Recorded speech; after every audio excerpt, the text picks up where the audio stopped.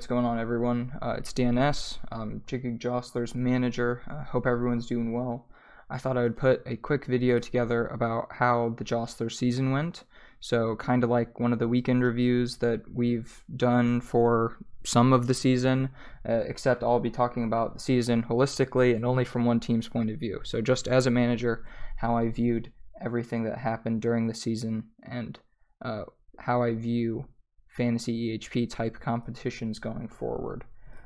So just generally what I'm going to talk about, you can read this real quick.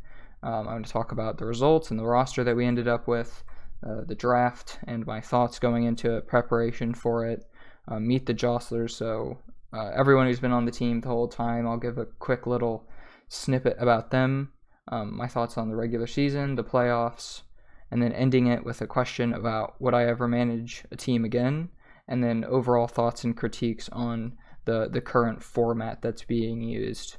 Not necessarily giving a lot of answers to those questions, but definitely posing them. So initially, I'm going to talk about results and roster. The Jostlers went 6-2. This is assuming that we lose our current week, because technically it's still going on, but that's looking extremely likely at this point.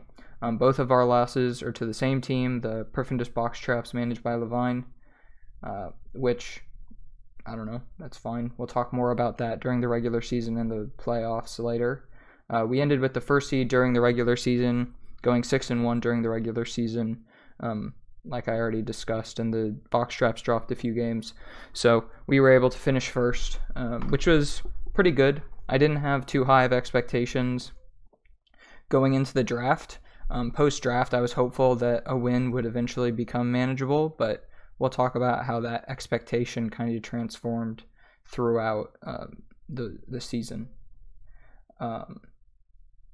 This is the roster that we ended up with. The ones in gray are the final active roster. The ones in red are people who were either dropped or traded. Borsey was traded mid-season for Pooley. Jimmy was dropped for Constellar, and then Rockford was dropped before week 1 for Glads. So thank you to all three of these players, although only one started, Jimmy. But thanks for being around anyway. We'll find out more about them during the Meet the Jostlers section.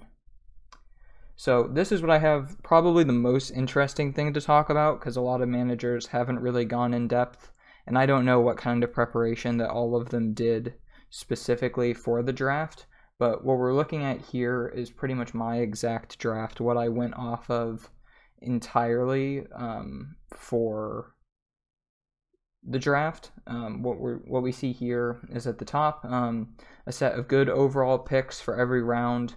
Tried to get a deep enough bench for every round that at no point in the draft would I just be absolutely panic picking, looking at current top of the EHP week, or just picking like random people who I hadn't spoken to before. So what's not pictured here is I probably messaged around 150 to 200 RuneScape players asking if they were at all interested, or the level that they were interested in playing for the Jostlers going into the season. I assembled everyone who responded into a list with a general estimation of how much they were going to play, which is too long to fit into a slide deck like this, and then was able to eventually transform that into 3 sections. One of overall good picks, so the type of player who would likely play pretty strong for any team, a Solus timeline, which would mainly involve my picks, my first 2 picks, which were originally the 8th and the 9th pick, being Solus strong, so I would either pick a combination like Dumbfounded and Speed, or Dumbfounded and Boogeyman, or Boogeyman and, I don't know, another Solus person. Or what we're seeing here is we have the overall good picks in the Omnia timeline. I ended up going with Karma as my first pick. In fact, I traded for the 6th spot overall in order to ensure that, and then decided to build a team closer to the Omnia timeline. You'll see that a lot of my picks, especially my last 4, were pretty independent. In this lower, or this middle right hand section here, you'll pretty much see that my last 4 picks were pretty much set out. Obviously, this isn't the best organized list that you've ever seen. That's just because I had not much preparation involved. Aside from just all of the contacts, this list here wasn't super well organized, and I didn't clean it up because I think it would be more interesting for people watching this to see a more organic thought process as opposed to if I went through and cleaned them all up. So you can kind of read through this. If you have questions about specific sections or something, you can let me know. But pretty much how it went was that first round, I wanted Karma. I think I had the thought that Levine would probably pick Karma if I didn't get him at the 8th spot, so I traded Adam Jr. And got 6 and 10. I don't know exactly the numbers. I traded my first and my second round picks and a 4th round pick, I believe, in order to make sure that I got that spot first, which ended up being pretty mutually beneficial, I guess you could say, depending on how it went.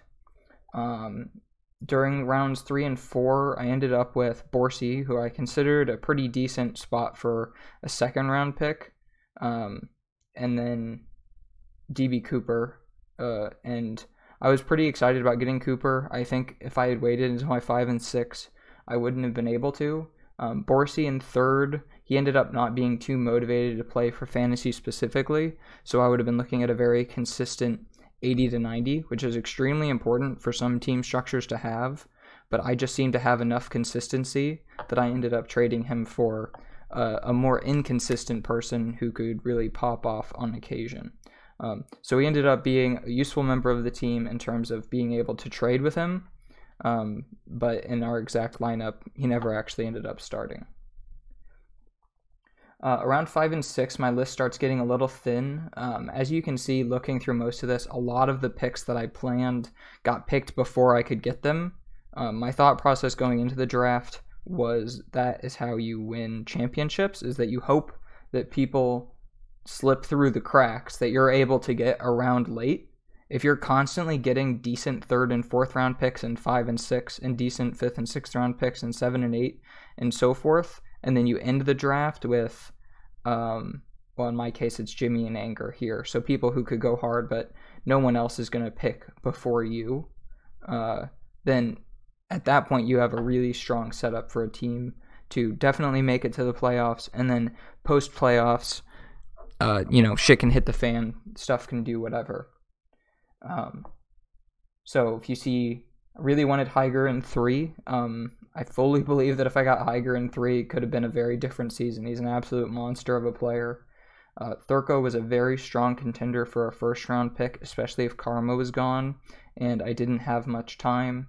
He definitely could have been 1st or 2nd, or if Boogeyman was taken before round 2, could have potentially picked up Thurko there as well. I was expecting Higer to slip under the radar, and for me to get him pretty easily in round 3 and 4, which didn't end up happening. But yeah, like I mentioned earlier, already mixed.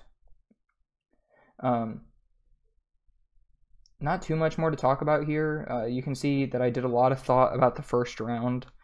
Being round 8 being picks 8 and 9, you have a lot less for sure because 7 people are going to pick someone before you. I ended up trading for that spot, but that really changes how you view your draft. If you have pick 2, then you can be pretty certain that you can build your team around Tom or Vior. But just the spot that I was in and different scenarios that I ran through in my head really kind of edited how I viewed the draft going forward. The first 4 rounds were good.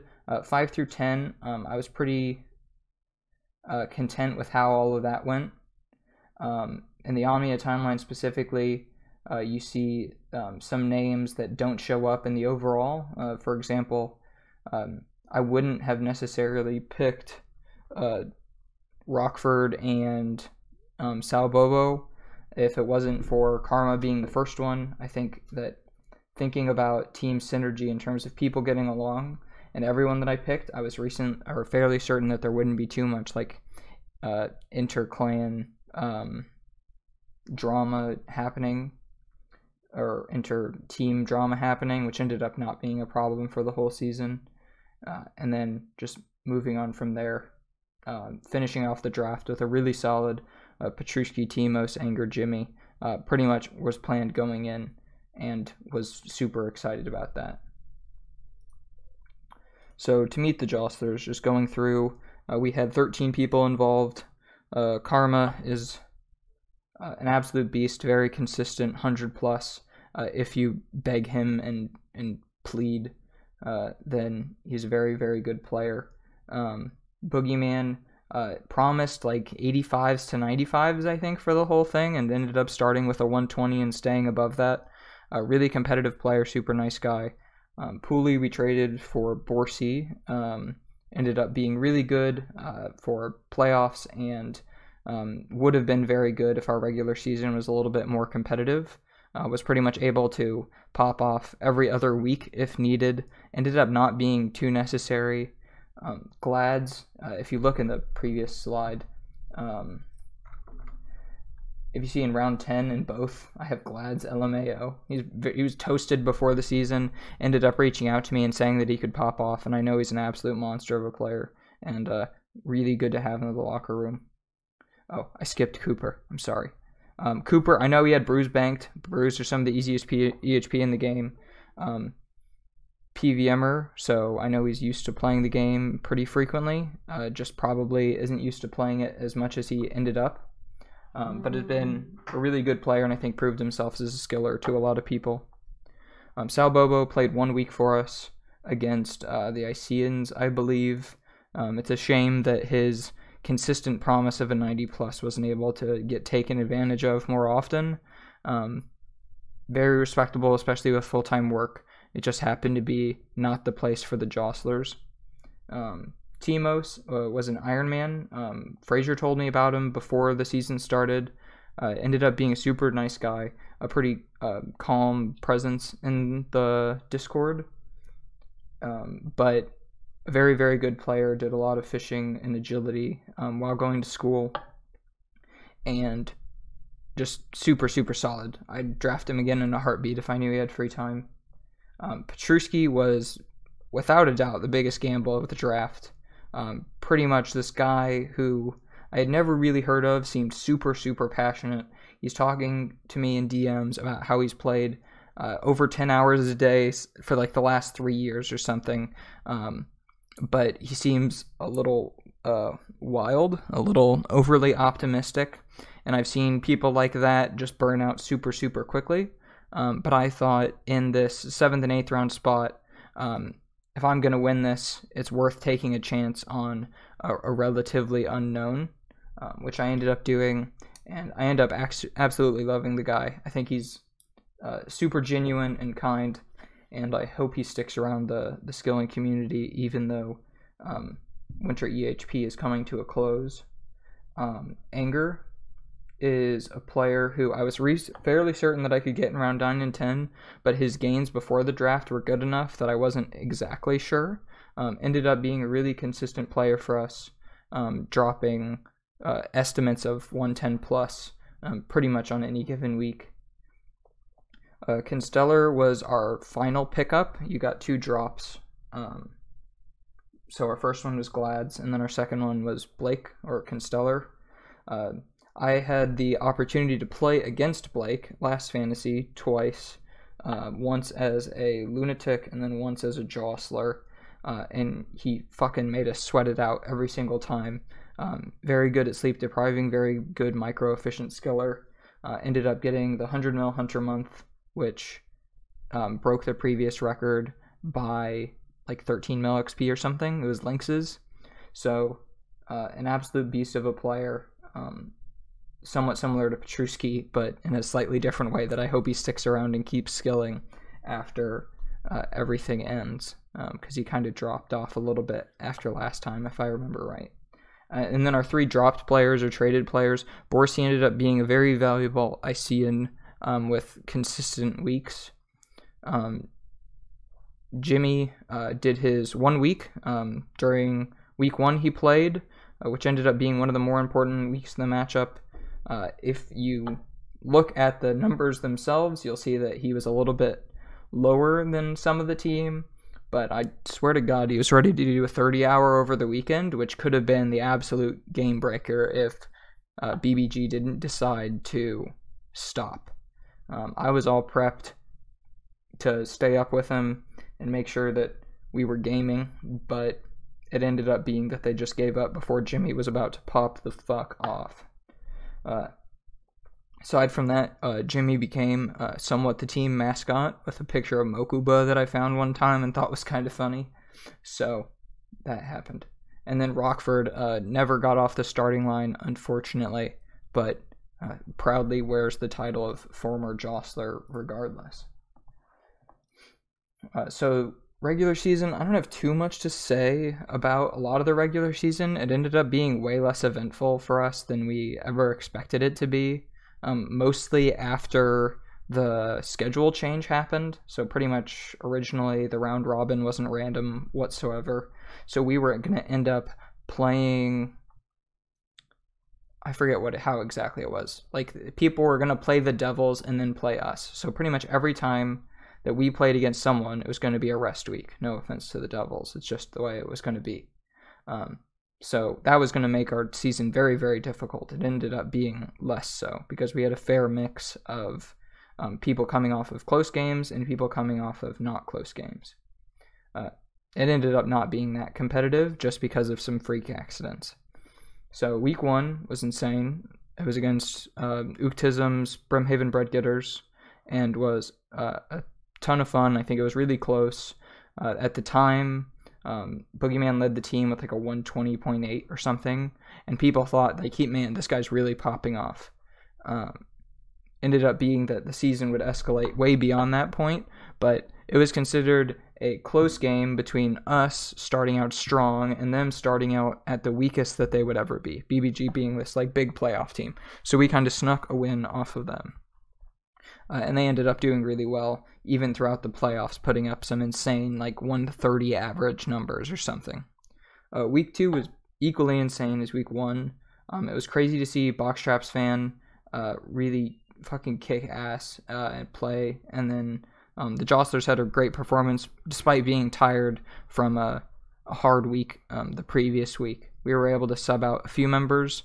It's also worth noting that DB Cooper, who was a strong Jostler for the rest of the season, was unavailable due to vacation for week 1 and 2.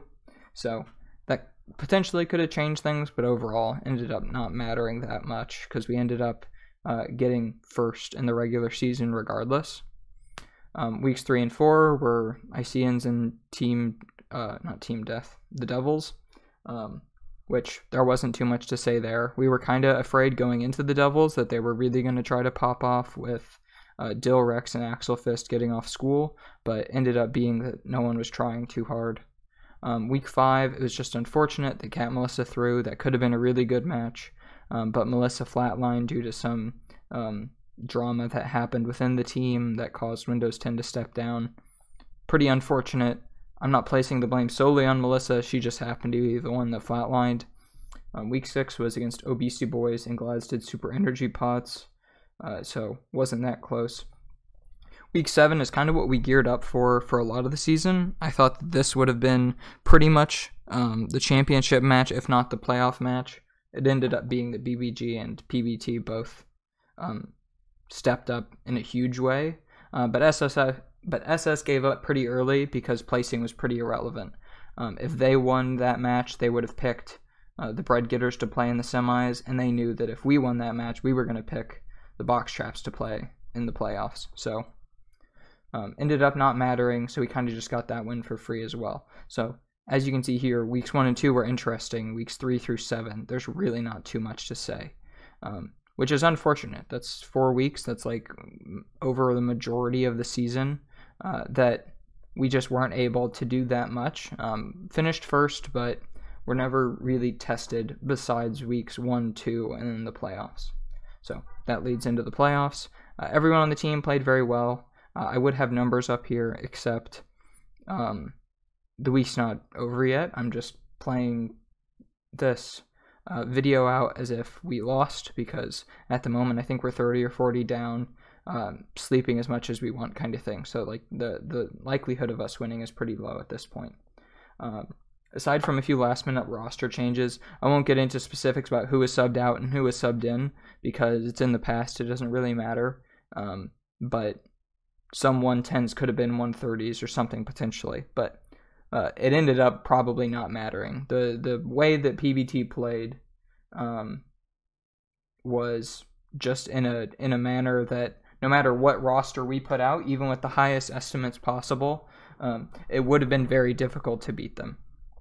Boxtraps fan will end up with a 155 plus, and then several of their other players stepping up to the plate in a huge way besides Levine. So, like, seeing AJ play the game in the way that he's playing right now is absolutely insane to see. Zulu, I think, has reproved himself. There's some skillers who really doubt him as a skiller, and I think without a doubt he's proven himself again. But yeah, the Jostlers, people hit close to their estimates. There's no reason to cry over a few missed EHP here or there. There were a few opportunities for less sleep, but like, I'm not going to sit here and be like, man, I wish my team would have slept less. It's just like, if we would have played more, we would have, but it would have taken way more than what we were expecting from our estimates in order to beat this team, because it was really a monster team that I don't think many people saw coming. So, the question of would I manage again is very quickly answered by a swift no. The pros on the left and then the cons on the right.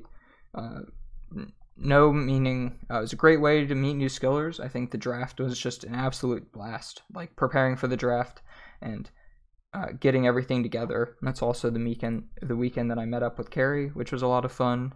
And then community involvement, seeing everyone around can be a lot of fun as long as it doesn't turn to toxicity too quickly. The pros, we have over-competitiveness, people taking things a little to heart that absolutely are not, people resorting to like rude trash talk as opposed to fun banter a little too quickly. Another thing to discuss is that the escalation of hours and the expectations put onto players is ramping up to a point where I would not feel comfortable managing a team where what I would be tasked with is telling people to play 130, 140, 150 hours a week, 160 hours a week in 2 cases. That seems not something that I would ever be able to do. I am fine running the team and setting up the lineup and everything, but I'm way too relaxed about it to put up with that kind of expectation, and I don't know if I can morally back something that I know could have like long-term health effects or something. I think it's getting to the point where it's just a little much for me personally. I'm a little too casual for it. Put friendships at risks. I think interpersonal relationships with skillers, especially if you're not close with them in terms of them being on your team or something, can be put at risk. It's just not worth it to me. There were people who I considered at least acquaintances at the start of the season that I probably wouldn't talk to very much anymore, which is unfortunate. It's just that some people's over-competitiveness can overtake them and lead them to do unfortunate things, I guess. I don't want to be too cringe about this, but it's just the way it is. Like, if you enter a competition, you're putting friendships with people that you compete against on the line, depending on who they are and how you react to winning and losing. I'm burnt. If you haven't noticed, I don't play the game too often anymore, and I think that you're way more likely to win if you're a manager that is playing at least somewhat alongside your players. It's hard for me to tell someone to log in game if I'm on a 0 or very close to a 0 week. And then I don't really like that deciding on rates can be pretty arbitrary. I always push towards the top of the rate because that leaves the least amount of opportunity for it to get fucked with in terms of people doing over EHP methods. The problem with that is that very quickly certain methods, certain skills entirely are blocked out from contention of being involved at all. So I personally pretty much push the rate for Con to mahogany benches, which no one would do during comps because it's too difficult of a method. POH superior bones is another example of that. Swimming can get bumped up by 5 tiers as many times as you want. It's just a dick measuring contest among swimmers pretty much. 1.5 techniques are pretty fucking hard. So at the same time, those rates are arbitrarily high, and then other rates I would consider arbitrarily low. Everyone has different ideas about Slayer specifically, and I'll talk about that a little more in the next slide. You're not going to do things like trading, smithing, which, as far as I know, JCW just started doing like before playoffs or something. So at that point, it's easy enough for all 4 teams to say like, hey, we're not going to do this. But I don't know. I think everyone involved would agree that rates can be decided in a little bit of an arbitrary way, which can be frustrating for teams, especially if your team is reliant on a skill being good. Luckily, the Jostlers weren't too affected about any change during the season, but we just had a lot of arty and, I don't know, some pretty basic stuff. But yeah, overall, I wouldn't look to manage again. I would definitely look to help someone put their draft board together, because I think that's a really, really fun opportunity. And maybe if I saw that the culture of the season was just a little bit more relaxed, like post Rank 1 EHP Season 3, then I would consider co-managing a team as I did during that season. Or if I was available to play during the season, I would definitely consider managing or at least co-managing a team. But that's not very likely given my IRL situation. So, overall thoughts and critiques. Like I talked about before, I think the escalation of playtime is dangerous. I think last season, if you were doing like 100, 110, you were thought to be a pretty good player. This season, it started out being that if you were a 120, 130, you were considered pretty good. And even towards the end of the season, we see a lot more 140 pluses, which I don't know, like, I'm probably being cringe, but that seems dangerous to me. Like, I've played a lot during weeks before. If you look up my top EHP week, it's not that much, but I've played a lot before, and I know what sleep deprivation does. I think a big critique of it is that this is going to get bad, and I could be wrong during that, but I think it's getting to the point where it's a lot less fun and a lot more unhealthy. Allegations of cheating are thrown around too frequently and are impossible to prove in most cases. If you call someone an account sharer, you are shitting on their name, and you have nothing to back it up, realistically, unless you're being an absolute idiot, like Rank 1 was. And at the end of it, you have nothing to prove it on. I think that's a huge turnoff from the system. It's going to stop people from entering the community. If you look at someone like Genitalia, who is a nice, quiet guy, if you want him to start being more vocal in the community, the absolute worst way to do that is to just start throwing around random allegations that we don't have any support for. But it's so easy to throw it because you don't need support for it, right? Captains or who have the ability to self-pick have a massive advantage. If you looked at my draft board earlier, you saw Dan S in round 10 on both, which was pretty much my oh shit, everyone that I wanted, including Jimmy and Anger, got taken before rounds 9 and 10.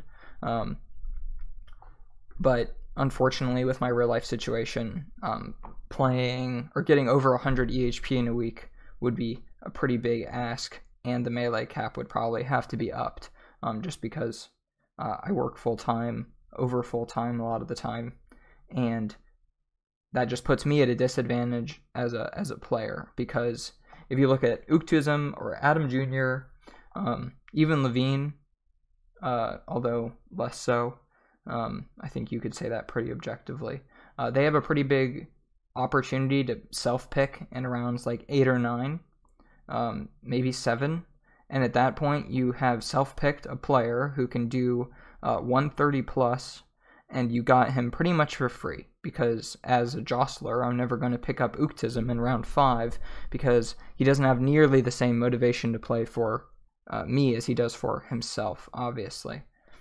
You could draw a parallel with that and me picking someone like Jimmy, for example, or even Anger, although Anger would have played for any team. But Jimmy only would have played for me. Glads probably would have only played for me or Beastie Boys.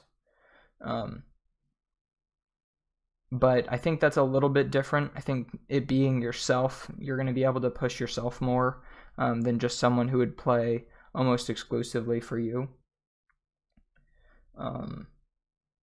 Slayer is inherently flawed, but needs to be included. I think that every single season, there's a likelihood that one skill fucks up fantasy more than any other skill, and it's always going to be Slayer.